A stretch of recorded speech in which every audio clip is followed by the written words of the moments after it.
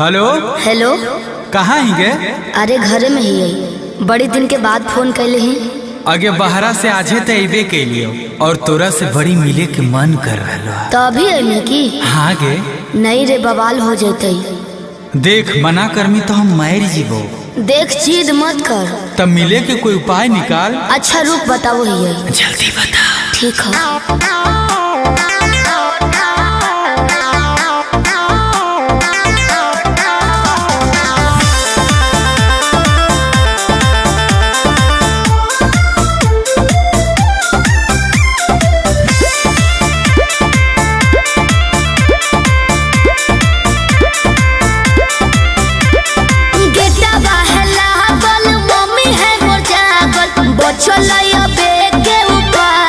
चढ़े पर तो कोठावा पे